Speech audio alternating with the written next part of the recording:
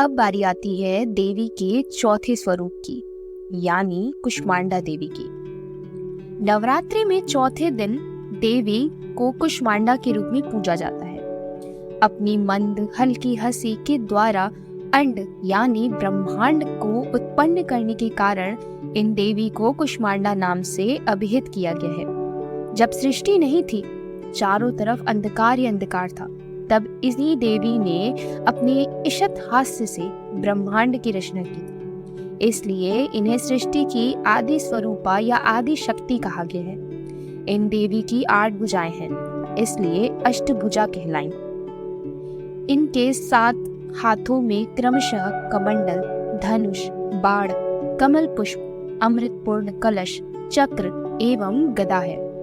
8वें हाथ में सभी सिद्धियां और निधियों को देने वाली जपमाला है। इन देवी का वाहन सिंह है और इन्हें कुम्हाड़े की बलि प्रिय है। संस्कृति में कुम्हाड़े को कुष्मांड कहते हैं, इसलिए इन देवी को कुष्मांडा कहा गया।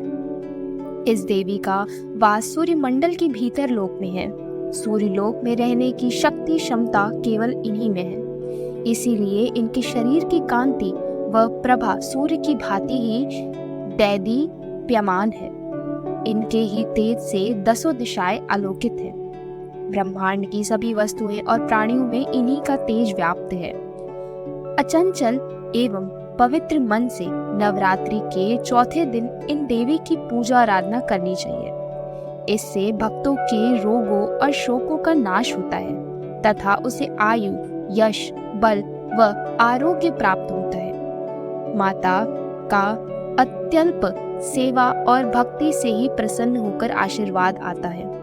सच्चे मन से पूजा करने वालों को सुगमता से परम पद प्राप्त होता है।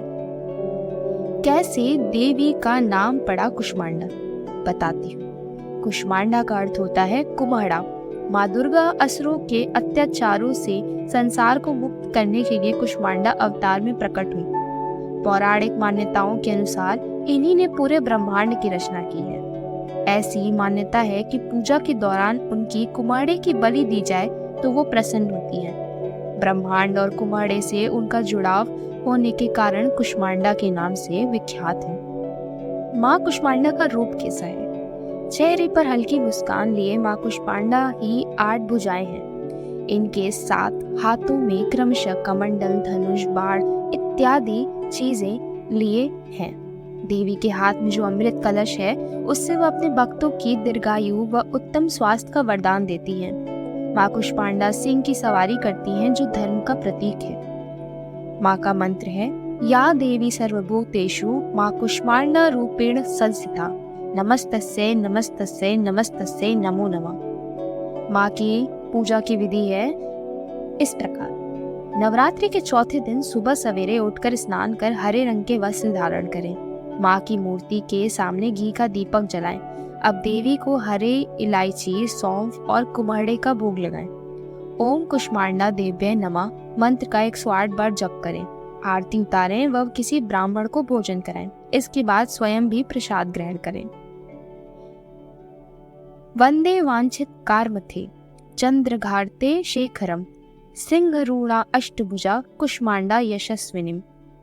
देव भक्ति पुराण में अनुसार नवरात्रि के चौथे दिन देवी के चौथे स्वरूप माता कुष्मांडा की पूजा करनी चाहिए। माता का यह स्वरूप देवी पार्वती के विवाह के बाद से लेकर संतान कुमार कार्तिकेय की प्राप्ति के बीच का है। इस रूप में देवी संपूर्ण सृष्टि को धारण करने वाली और उनके पालन करने वाली है। संतान की इच्छा रखने वाले लोगों का देवी के इस स्वरूप की पूजा आराधना करनी चाहिए।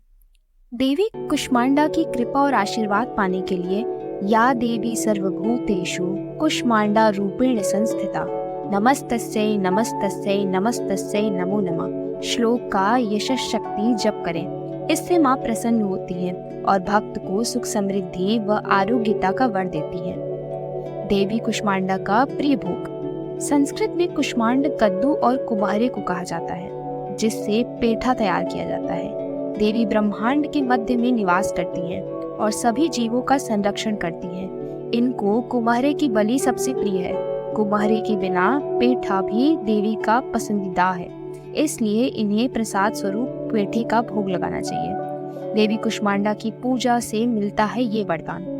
देवी कुष्मांडा की आराधना करने से आराधकों के सभी रोग शोकों का नाश हो जाता है। इसके अलावा माँ की कृपा से आयु, यश, बल, कीर्ति व स्वास्थ्य समृद्धि आती है। जो लोग अक्सर बीमार रहते हैं उन्हें देवी कुष्मांडा की पूजा श्रद्धा भाव सहित करनी चाहिए। धन्यवाद।